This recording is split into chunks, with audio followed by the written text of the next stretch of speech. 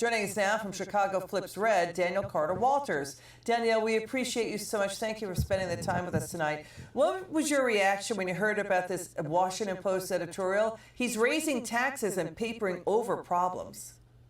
Yes, first, let me say thank you to Gregory Bravino for coming back. We welcome you with open arms. And yes, Brandon Johnson have lost his mind. And I think most of Chicago who received that enormous property tax bill, I think they're with me.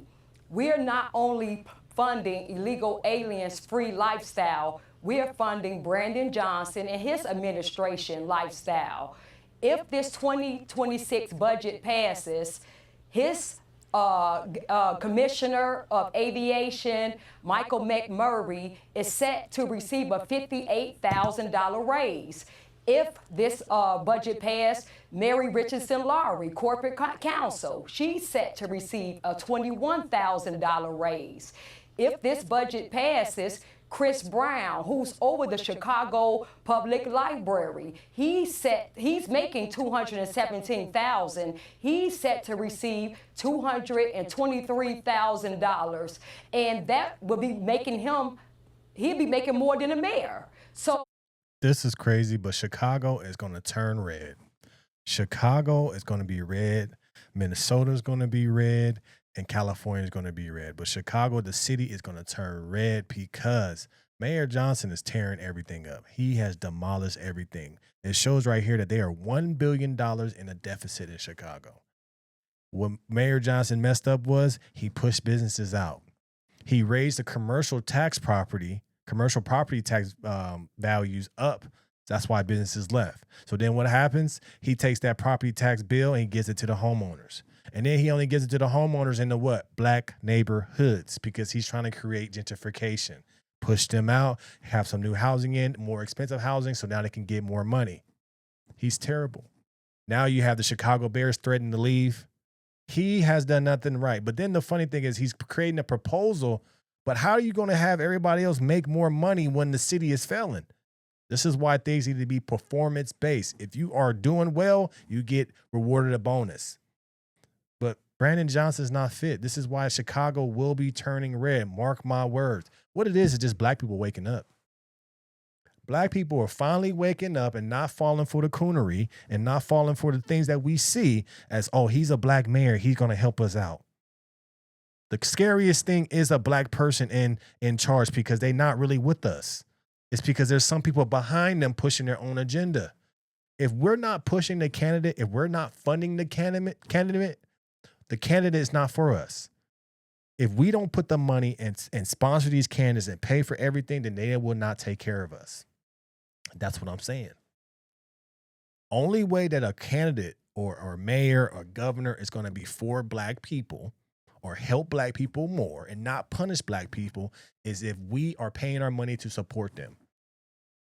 So if we're not supporting their campaign financially, then they're going to screw us over. He has turned that city into a crime rate.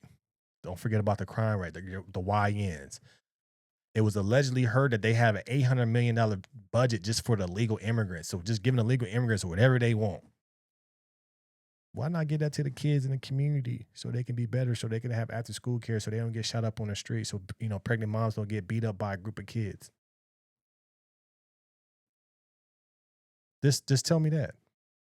We got to stop falling for the, oh, he's black, he's going to take care of us. It's not even about, look, even if he was white, he's still a bad mayor. Look what he's done. What has he done that's positive? If the Chicago Bears are thinking about going to Northwest Indiana, that tells you how he feels about business. That's why the property values has gone up in these neighborhoods, is because they don't have money from nowhere else. The businesses have left. Nah, I'm good. I'm not paying that. Why would I pay that? Businesses will always move. You know what? I'm out. I'm going to go to a different state. I'm going to go to Indiana. I'm going to go to Kentucky. I'm going to go anywhere but here. But I hate to say it, man, this guy is very, very bad. But I love to see, this is what I love to see, though. I love to see us making our decisions based on facts and not on color. Because it could be a white mayor that come in there and say, you know what, I'm gonna make sure this goes down, and it actually does it. We got to stop saying that, oh, he with us.